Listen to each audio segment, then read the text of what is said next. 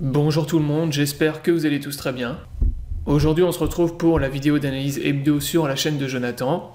Donc dans cette vidéo, comme d'habitude, on va analyser le Bitcoin comme on le fait chaque semaine. Et comme d'habitude, on va essayer de voir et d'essayer d'anticiper les différents scénarios qui peuvent se produire sur le Bitcoin et sur le marché des crypto-monnaies. Avant de démarrer la vidéo, comme d'habitude, si vous souhaitez recevoir votre formation crypto gratuite, vous avez le lien dans la description sous la vidéo, ou bien vous pouvez cliquer sur le i en haut à droite. Donc dans la vidéo du week-end dernier, si vous vous rappelez, on était toujours bloqué en fait à l'intérieur du pattern que je vous avais tracé ici en blanc. Donc je vous avais dit qu'on était dans une consolidation, dans un pattern de type bearish, de type bear. Donc Rising Wedge ou Bear Flag. Là en l'occurrence on est plus pour moi dans un Rising Wedge. Et donc je vous avais dit qu'il fallait surveiller de très près justement cette figure chartiste et surtout vérifier la cassure en fait, si on allait avoir une extraction vers le haut ou vers le bas. En cas d'extraction vers le bas, on pouvait retourner vers une baisse assez violente, dans une tendance baissière voilà, qui pouvait être assez violente. Donc là c'est ce qui s'est produit ce week-end. Donc pendant toute la semaine, en fait, il y a eu il y a eu beaucoup moins, on va dire, de volatilité. Globalement, la volatilité a beaucoup chuté. On a été bloqué dans un range, en fait, entre les 6500$ et la résistance des 6900$. Donc voilà, on est resté bloqué à l'intérieur du range pendant plusieurs jours. Donc il fallait surveiller de près, justement, l'extraction de ce range. Et on avait toujours notre oblique ici, notre support avec l'oblique tracé en blanc, donc qui ne devait pas céder en fait, pour pouvoir repartir dans une tendance haussière. Donc là les deux scénarios, en gros c'était extraction soit du range vers le haut, et à ce moment là on avait la résistance des 7500 au-dessus, des 7000, même 7600, donc toute la zone en rouge qu'on allait retester, ou bien l'extraction vers le bas, cassure vers le bas, et là c'est ce qui s'est produit donc hier, avec validation du pattern, et donc un Bitcoin qui repart dans une tendance baissière. Donc là en l'occurrence, c'est ce qui s'est passé hier après-midi et aujourd'hui. Donc là bien sûr, l'extraction vers le bas et la validation du pattern bear, c'est très mauvais signe pour le Bitcoin, au moins à court terme. Donc ça nous indique qu'on va repartir dans une tendance baissière. Donc on va voir ensuite après les cibles justement de cette tendance.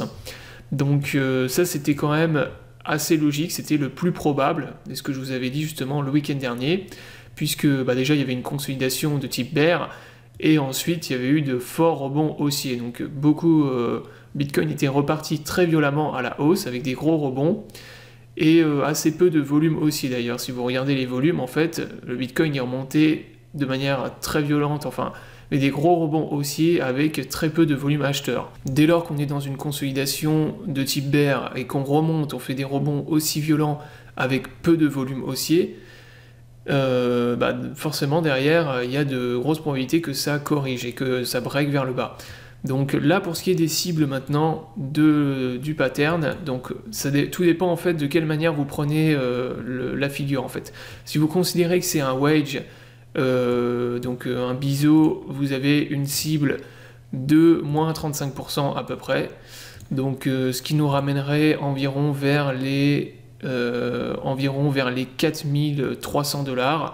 Donc en gros ça nous ramènerait vers cette zone de support ici. Donc ça c'est la cible moyen terme, hein, bien sûr. Le Bitcoin il va pas tomber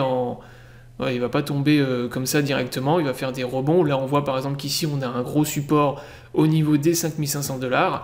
Donc là le plus probable déjà c'est que le Bitcoin, on ait un gros rebond acheteur dans cette zone là. Mais la cible théorique c'est cette zone. Si vous considérez par contre un bear flag, là la cible elle est beaucoup plus grande, c'est moins 50%. Donc là ça nous ramènerait beaucoup plus bas. Ça nous ramènerait vers les 3300$. Voilà donc pour ce qui est des cibles long terme. Pour ce qui est des supports, donc on est actuellement déjà sur une première zone de support qui est intéressante, qui est les 5900$. Donc c'est la zone pour l'instant sur laquelle on se repose. Et il y a donc à court terme, moi je pense qu'on va venir faire un pullback sur cette zone de résistance, donc les 6400-6500. Donc venir faire un pullback dans cette zone pour ensuite repartir dans une tendance baissière et revenir dans cette grosse zone de support qu'on a ici au niveau des 5500 $. Donc ça va être grosse zone de support sur lequel on aura un rebond. Donc c'est sûr qu'on va retrouver des acheteurs ici. Si jamais on traverse la zone, qu'on repart violemment dans une tendance baissière et qu'on traverse cette zone sans retrouver d'acheteurs, là ça va être très mauvais à court terme. Voilà donc pour ce qui est de la vidéo d'analyse de cette semaine.